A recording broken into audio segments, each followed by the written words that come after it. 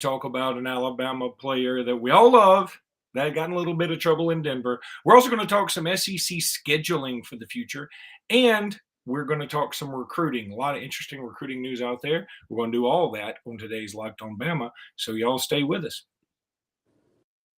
Locked On Bama, your daily podcast on the Alabama Crimson Tide. Part of the Locked On Podcast Network, your team every day.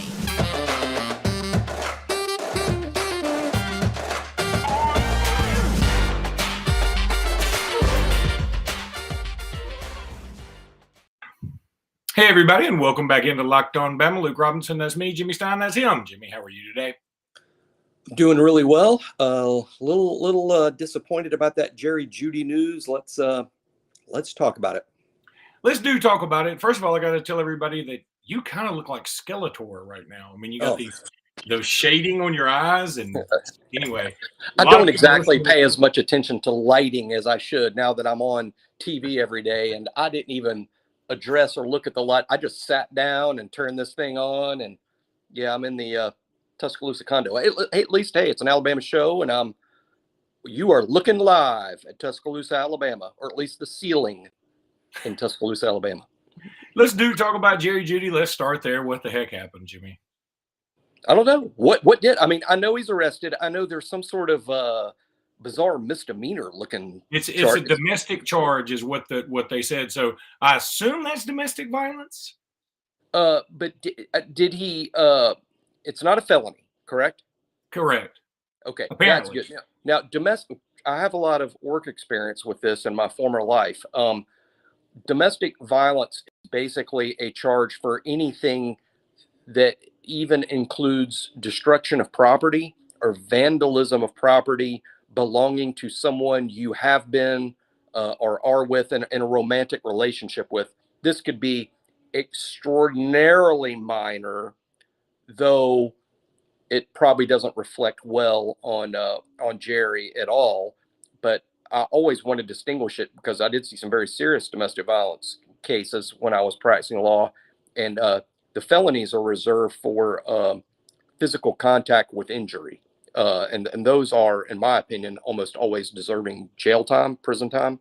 But it obviously doesn't appear to be the case here. It's some level of misdemeanor. Whatever. Boy, you just hate to see it, especially when one of his running mates from Alabama and Henry Ruggs in his class has already gone through some pretty horrific stuff in his own right. I mean, you would think that Henry Ruggs alone would be enough for anybody from Alabama, therefore close enough to the situation to know to toe the line for several years. And just, it doesn't matter what it is. If it's a speeding ticket, pay the fine. If it's you destroyed somebody's property by accident, but you were like, I didn't think it was really my fault, pay the fine. Do whatever you got to do. Just stay out of the limelight this way. And I've always said this, Jimmy, that the NCAA in its infinite wisdom has always tried to put the student and student athlete. Well, that was cool back in the 1800s, back when that was really what it was. It's not that way anymore. So what I've always said is that, especially now with NBA players and only staying 1 year and football players staying 3 years, that they should be allowed to take classes like financial management. And I'm not talking about banker level shit. I'm talking about, hey, when you get a huge check, you don't spend it on beer and women immediately. I know that is an old political joke, but that's not what you do. You put some of it in the bank. Now, if you want to spend some of it on a nicer car, go for it. But here's how you really manage money in a Dave Ramsey-esque fashion. Take classes about public speaking. Take classes about manners. Take anything like that. You skip English. Skip 18th century English. Skip history. I skip math unless it's counting them dollar bills. Don't worry about all the classes we had to take as regular human beings. Will Anderson is a freak of nature. He should not have to take the classes I have to take because he's going to make a bunch more money than I'll ever make in 2 years playing professional football. So he should take classes related to that. My point is that guys like Henry Ruggs and guys like Jerry Jeudy, no matter what Jeudy did, and we don't, as of this recording at 4:35 on Thursday afternoon, we don't know what he did yet. Whatever it is, I feel like he should have been educated on things not to do, at least had a semester's worth of classes about shit not to do. That should be the class, shit not to do 102. I couldn't agree more. The thing that I bet that in all those speakers that they line up for fall camp and all the special, I am sure whatever he did, he was told multiple times not to do. I'm sure of it. And he did it anyway. And again, I'm not here to slap his wrist or, here's, I don't think as Alabama fans, we should be embarrassed about this. There's only one person that should be embarrassed about this, and that's Jerry Jeudy. The fact that he went to Alabama to me is meaningless here. And I say that as a person who, hey, if this was an Auburn player, a Tennessee player, a Georgia player, an Ohio State player, I don't care. I don't think it's a reflection on those schools unless one school is constantly in the media. I'll give you an example. Some of those Urban Meyer teams at Florida, that's different. There were a lot of bad apples. There were a lot of turds, flat out turds, to say nothing of the murderer that was on the team that showed signs of being a murderer while he was there, by the way. They actually had a class called How to Get Away with Murder, I think, when what's his name was there. Well, he must have slept in that day because he didn't get away with shit. He only took half the class because he only really got away with it for a little while. I'm just saying that's an exception because there were some exceptionally bad dudes and too many of them in that brief period of time. And maybe I think Tennessee in the 90s might have like that. And we've had our share of guys that have done some really bad things and not just misdemeanors. I'm just saying this. As fans, I used to, when I was younger, this would happen. I'd go, oh no, don't make us look like this. And now that I'm older, I'm like, who's us? And it's certainly not me and you. And it's not Locked on Bama. And frankly, it's not Nick Saban who told him a million times not to act like this. I guess just getting back to my law practice, and here we go again. I saw a lot of good parents who had kids that did bad things, and I refuse to believe it's reflective of their parenting. It's just shit that happens, and I'm,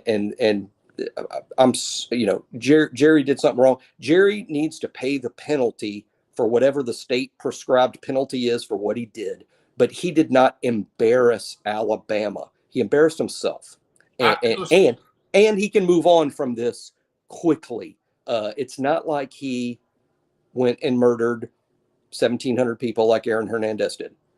I agree with everything that you said, and I'm all for Jerry Jeudy paying a penalty. I will say this: it's okay if you're an Alabama fan to be embarrassed a little bit, just like it's okay for me to celebrate when Jerry Jeudy catches a long touchdown pass next year from Russell Wilson. I feel like those two things do sort of go hand in hand, and to a degree. Good point. But my point is, again, the NCAA has always said, well, we want to make sure they have the student experience. And I'm like, college is supposed to get you ready for your future. Jerry Jeudy's future this whole time. And let's take J.D. Davison. J.D. Davison was going to stay at Alabama for 1 year. The only classes he needed to take were coaching basketball, like legitimate. I took it at Alabama because it was a crit course. He could take it and actually learn something. Or he could take, simple financial management, like about how much you owe in taxes every year if you make X amount of dollars. I'm talking about simple rudimentary stuff. I don't want him doing my taxes. I just want him to know what's coming when he gets that first big paycheck. And I think that that's fair. And how to deal with the media. What a great class that would be for some of these guys. How to deal with, the class on social interaction, a class on what friends not to have. Aaron Hernandez being number one. I've got a great story when we come back from break about classes to take at Alabama like this. And this may be one you haven't heard before. You've heard a few of my stories, but I got a couple actually. And as soon as you said it, I'm like, oh my gosh! I remember these are good. These are good. These are near Luke level stories. I'm not going to overhype it. Near Luke level stories. All right, we'll talk about those when we come back. I got to tell everybody about Built Bar. There's birthday cake puffs now. Bum, ba-da-da. Imagine dipping your finger into that plastic tub of birthday cake frosting. I don't have to imagine it. I literally buy frosting and eat it with a spoon occasionally. And then opening your eyes and realizing it was only 150 calories. I've never done that before, but it sounds like I'm about to when I get these birthday cake puffs. That is what it's like to eat one of these birthday cake puffs from Built. Go to built.com, use promo code LOCK15, get 15% off that order. I'm telling you, I got some birthday cake puffs on the way. They always send us samples. I know they're coming, and I can't wait to try them and tell you all about them. They're only 150 calories, 16 grams of protein, only 9 grams of sugar. This limited time flavor is an amazing option if you are looking for a healthy way to get flavor and variety in your day. And I know that you're like me and you dig icing, but you don't want to weigh 600 pounds. I'm telling you, this is the thing to get. Built Bar. Go there ASAP. Go to built.com. Use promo code LOCK15, 15% off that order. Built.com, LOCK15 for 15% off that order. You know, Jimmy, we were talking about losing weight, and I want you to tell your stories. But I just talked to a friend of mine up the street who's watching my daughter for a minute while her boys are playing while I'm doing this podcast. And I said, "Man, you've lost some weight." And that's always a dangerous thing to tell a woman I know, but I find that they're usually 90% of the time happy to hear it. Like, yes. Well, if they're putting in an obvious physical hard work effort to do that, anyone should be commended for their hard work and whatever it is that they're doing. And if someone's working their ass off to do that, I bet they appreciate the acknowledgement. Like, wow, man, you are putting some work in, and you look great. Well, so she did, and she said, I have been working out more, but also got that cryogenic freezing cryotherapy thing.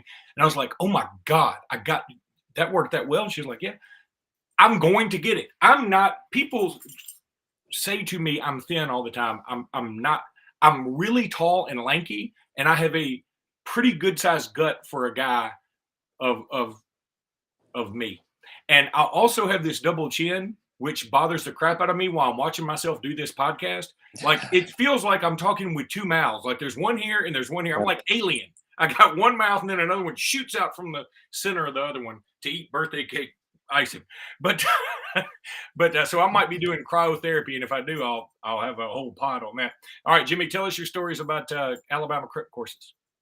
Yeah, I took wasn't a crypt course to me. It was the funnest class I took at Alabama. And right now, as we speak at Alabama, this is the interim period, which means spring is over.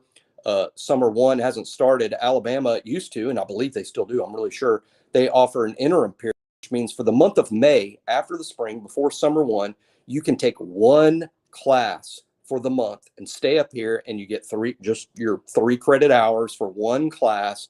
But they offer classes that aren't offered during the fall, spring, or summer. They're unusual. And I took, and boy, did this pay off 30 years later for me, sports broadcasting, because I was not a journalism major. I was going to law school. So I didn't do journalism stuff in undergrad, and I wish I had now in retrospect. But I took sports broadcasting, and it was so much fun. By far the most fun class I had here at Alabama. And there was a lot of kids in it. There was probably, off the top of my head, well over 100 or right at about 100 in the class. And I didn't know anybody going in that I remember. But I became, that was one of the few classes I took at Alabama where I made several friends that sort of lasted. And we became tight, did stuff after, like, because you'd be in the one class like all day, and then we'd go drink beer and play golf. I mean, it was fun. So anyway, one of the things we did, so we get to the football part, which of course is everybody's favorite. And we were learning to do play-by-play and color of football broadcasts, right? So one of the things, so we had to tape ourselves doing it, and then they would play the tape, and then someone else in the class would have to critique it. So like you did a play-by-play or color, and then someone in the class would listen to it. It's just 1 or 2 plays, something really quick. So the whole class was listening, getting your grade from another student in the class that went, well, this was good or this was bad. So I'm doing Alabama LSU from the year before. Okay. And I was the color guy, and we had a play-by-play guy. and we gave up about a 9 or 10 yard play to LSU.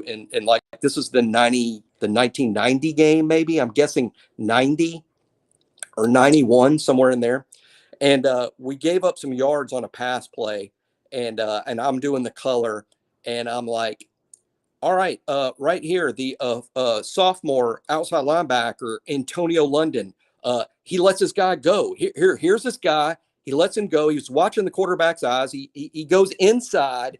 The play goes outside. And this is a young linebacker, probably doesn't have a lot of experience in pass coverage, giving up the play, first down LSU. He'll get better. So that's sort of my call, right? And at the time, I didn't give 3 seconds thought to it, but we're in class the next day and we're reviewing all this stuff. And it all of a sudden occurs to me, holy shit, Antonio London is in this class. and I promise at the time I did it, I didn't think about that, or I'm just doing the thing, right?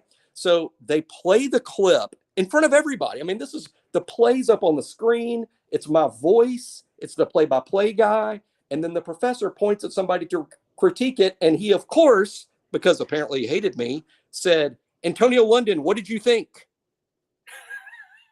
And I wanted to run out of the class. I couldn't believe this happened. But to his credit, and what a nice guy. And of course, I didn't know him. He was not one of those guys I was drinking beer and playing golf with after class. But he was he was not. But he's like, yeah, this was pretty professional. And I remember him saying this, patting myself on the back. I remember him saying, yeah, this guy must watch a lot of football. I remember getting in trouble for this. They weren't happy with me in the film room. Yeah, he's pretty good at this because the coaches were mad at me too. And then so the professor's like, great, I'll stand up. And I'm like, no. And then Antonio's stared me down. And then I hid, in classes. But that's just one thing I remember from these crip courses. I'm like, that was the funnest class I ever took, except for the few seconds where I thought Antonio London was going to find me and kill me because I was a little critical of a play. But no, what a super guy. By the way, he was a really good student there, and he was super bright. It would have been funnier if you had said, and then I made a run for the door, and he didn't miss that tackle. But hey, slightly funnier and more R-rated. Yeah, slightly funnier and more R-rated. This is a better Luke story. Back then, there was this thing called Playboy magazine that doesn't exist anymore, or if it does. It does, but I think it's got a pregnant man on the cover now. So, I mean, it's not exactly something. I'm hiding it from my wife for a totally different reason now. Well, there was the SEC edition that came out literally that month, and there was 2 or 3 girls from Alabama that were in the magazine. And back then, this was before the internet. Playboy was kind of a bigger deal back before there was naked people all over the internet. But so I'm in that class. Like I said, there's over 100 people in it. And all of a sudden, there started to be some whispers. Of course, somebody had the magazine. We're in class. And there started to be some whispers that one of the girls in the magazine was in the class. And some whispered finger pointing, which is rude and terrible. I wish I could be 21 years old all over again and not be. And I was in the middle. I was very interested, but they're pointing, and this girl up in the front of the class was one of the girls that was in the magazine. And but we're all whispering and trying to be, I don't know, 1% polite about it and not making a thing of it. But the whispers eventually got to a scholarship basketball player that was on the basketball team, and the whispers got to him, and we're all trying to be polite. This dude, once it got back to him, he stands up and goes, yo, up front, you in that magazine? I wanted to crawl under the desk. Well, was she? Yes. Oh, yes. Cool. Did he get a date? I doubt it. I doubt it. She laughed it off, and she's probably telling the same story to her therapist today. And by the way, I wouldn't say know her, but before and after, and she was the nicest, most polite. She was great. And hey, that's her decision. But anyway, I was just like, man, everything that happened to me at Alabama happened in that 1 month class in the interim. I mean, there's other things as well. Like when I went to law school and I knew one person and we're pointing at each other across the room on the first day of law school. And I'm like, sports broadcasting at Alabama. And we're still great friends to this day.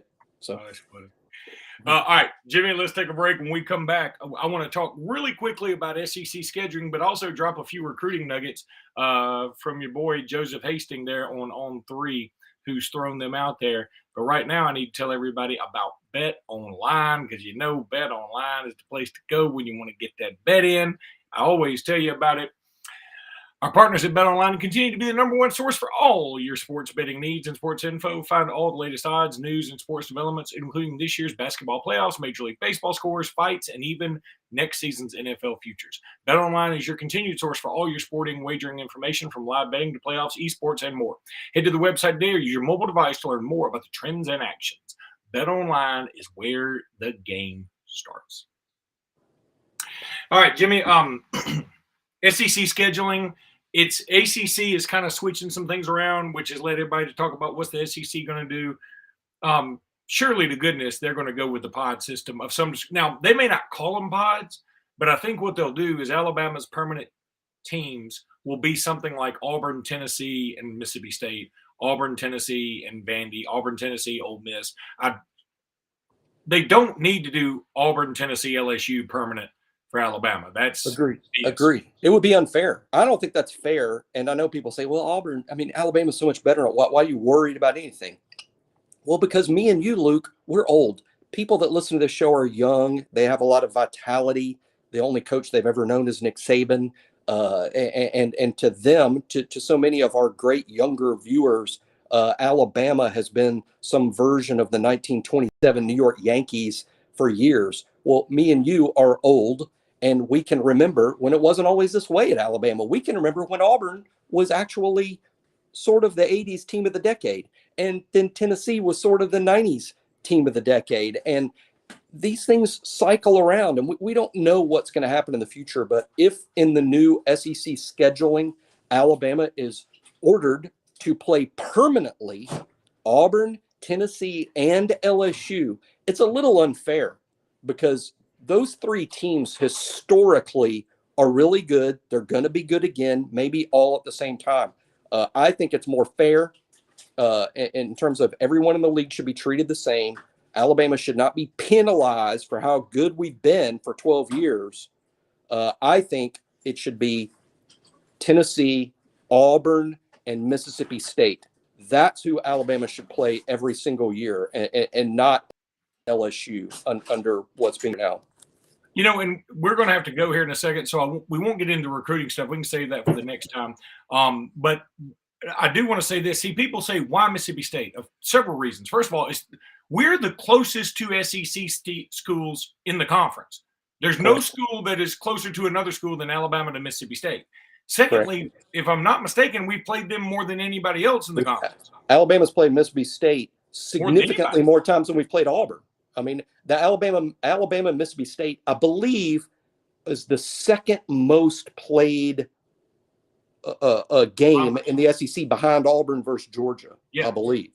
So that's why I'm picking Mississippi State and not Vanderbilt or Ole Miss or Arkansas or some other SEC West team. I think there is historical significance to Alabama versus Mississippi State. I'm just saying, I don't think it'd be fair for it to be Auburn, Tennessee, and LSU every single year, while other teams around the SEC get a Vandy, get an Ole Miss, who is historically not great, get even Missouri or Kentucky, who's historically not great. It should just be fair, and it shouldn't be, well, you know how good Alabama is, give them the toughest permanent opponents.